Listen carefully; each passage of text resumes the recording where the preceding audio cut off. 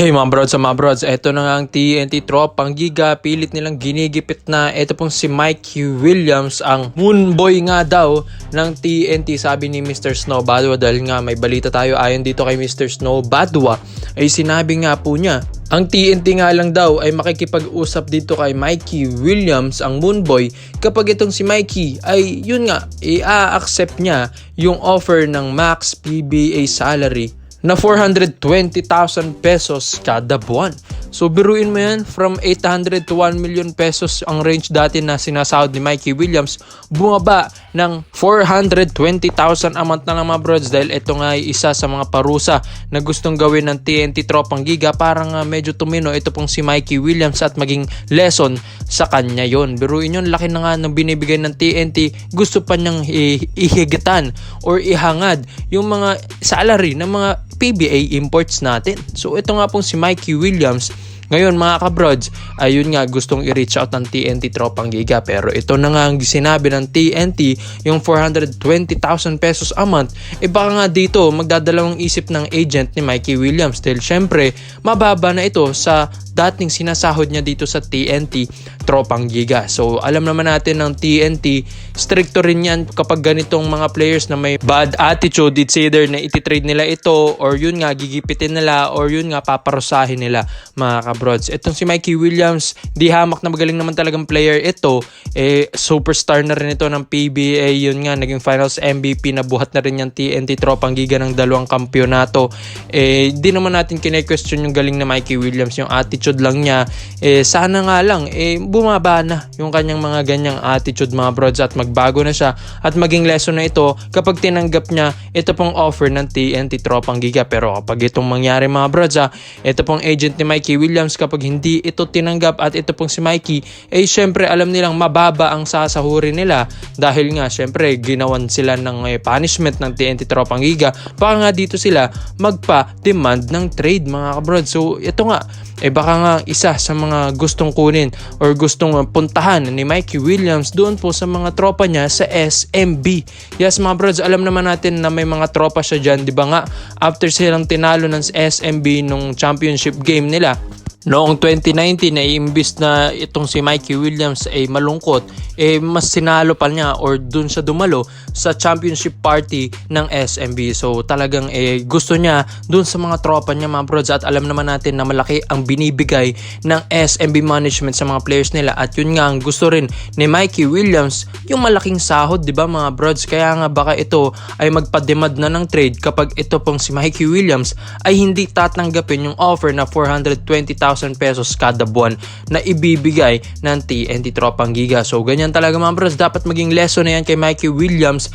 Alam naman natin na kapag itong si Mikey Williams walang attitude, magaling naman talaga na player, ito pong TNT tropang giga, alam naman natin na isa rin sila sa mga dissenting team na nagbibigay ng malaking sahod talaga sa PBA. Kaya pag ginalit mo ito pong sina boss MVP, ay talagang paparusahan ka, or yun nga, baka nga tanggalan ka pa ng rights dito sa kahit anong kuponan dito sa ating liga sa PBA, gaya nga ng ginawa nila kay Bobby Ray Parks Jr. So ikaw mga brods, sa tingin nyo ba, sa lahat po ng mga SMB management or SMB fans or TNT fans, sa tingin nyo ba Mikey Williams dapat na bang bumitaw dito sa TNT tropang giga, or dapat na ba niyang tanggapin yung 420,000 pesos a month para maging lesson yun sa kanya, sa mga ganyang attitude niya? So dito naman po tayo sa kabilang balita naman natin mga brods. Alam naman natin na medyo matagal-tagal ang break ng Barangay Ginebra, San Miguel, at yun nga na pag-iisipan nila na gusto rin kunin ito pong si Vernon Macklin, ang 6'10" former PBA import ng Barangay Ginebra, San Miguel taong 2013. So bago nga ang Justin Brownlee era sa Barangay Ginebra, San Miguel, meron pang Vernon Macklin na talagang yun nga nagustuhan talaga ng mga fans ito. 6'10", ito pong si Vernon Macklin, isa ito sa mga gusto rin kontakin ng Barangay Ginebra, San Miguel if ever man. Ang kaso nga lang 37 years old na rin si Vernon Macklin, pero age doesn't matter dahil nasa shape pa rin ito pong si Vernon Macklin, at yun nga assistant coach nga siya kasalukuyan ngayon sa Ulsan Hyundai kung saan yan ay KBL at nandyan din ito pong nahawakan niyang si RJ Abarrientos. So ito nga pong si Vernon Macklin mga kabrods ay kilala rin naman na ito ng Barangay Ginebra fans at yun nga bilang isang 6'10" matutulungan niya talaga ang Barangay Ginebra San Miguel sa ilalim. Pero syempre questionable din kung nasa shape ba siya dahil as of now assistant coach lang naman din siya dito sa KBL at hindi naman siya naglalaro ulit. So ang huling pinaglaruan na nga niya ay yung taong 2020 to 2021 KBL season sa Ulsan Hyundai rin mga kabrod. So syempre alam naman natin hindi naman lahat tayo bumabata, lahat tumatanda mga brods kapag nagkaedad na bibigyan ka ng oportunidad ng iyong kupunan maging assistant coach. Pero nandun ka pa rin bilang isang trainer or bilang isang playing coach doon sa training or ensayo ng iyong kupunan. Kaya nga baka nga nasa shape pa rin kahit papano ito pong si Vernon Macklin at yun nga yung mga centers ng Ulsan Hyundai siya rin ang nagtitrain yan dahil magaling din naman talaga sa ilalim. Ito pong si Vernon Macklin at alam na alam yan ng Barangay Ginebra fans. Para sa akin mas magaling ito talaga sa ilalim kaysa kay Justin Brownlee dahil mahaba si Vernon Macklin, malaki, yun nga ang laki ng ganyang presensya sa isang hard court kapag meron kang 6'10" na import, unlike kay Tony Bishop na kinakain nga lang ng mga ibang imports natin as of now sa Commissioner's Cup 2023. Pero ito pong si Vernon Macklin malakas-lakas na player. Ito ang question nga lang yun nga kapag ito ay dinala mo sa ensayo ng Ginebra makikipagsabayan pa ba ito?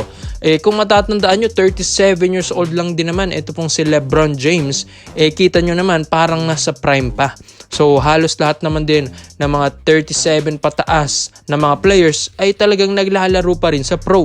Like James Yap, 41 years old or 40 years old na rin yan pero nasa pro pa rin. Pero yung 37 years old ni Vernon Macklin, mga brods, hindi pa yan natin masasabi na yun nga, matanda na yan. So kaya pa rin yan kung magbibigyan siya ng oportunidad mga brods. Pero ang tanong ba ay mag-fit pa rin ba siya sa sistema ng Barangay Ginebra San Miguel as a head coach na si Coach Tim Cone dahil 2013 hindi pa naman si Coach Tim Cone ang humahawak ng Ginebra noong 2013 which is ito pong si Boss Al Francis Chua or si Coach Al pa ang naghahawak ng Barangay Ginebra that time. Pero SMC Sports Director na si Boss Al syempre madali na lang yan kung si Vernon Macklin ang kanilang kukunin. Pero mga brods noong 2018 na kinuha ito ng Magnolia dati, gustong gusto nga ni Vernon Macklin na bumalik sa Barangay Ginebra that time. Pero yun nga lang napunta siya sa Magnolia nung time na yan. Pero mga brods sa tingin nyo ba sa lahat po ng mga Barangay Ginebra fans, worth it ba? Nakunin pa rin ng Ginebra ang 37 years old na Vernon Macklin mga kabrod sa Barangay Ginebra San Miguel na kapalit or maging replacement import man na ito po ni Tony Bishop habang maaga pa dahil yun nga sabi rin nila medyo mababa nga ang production ng numero na binibigay ni Tony Bishop ngayong Commissioner's Cup 2023. Salamat po sa panonood mga brods. This is our Verdated Highlights. Yun lang. I'm out.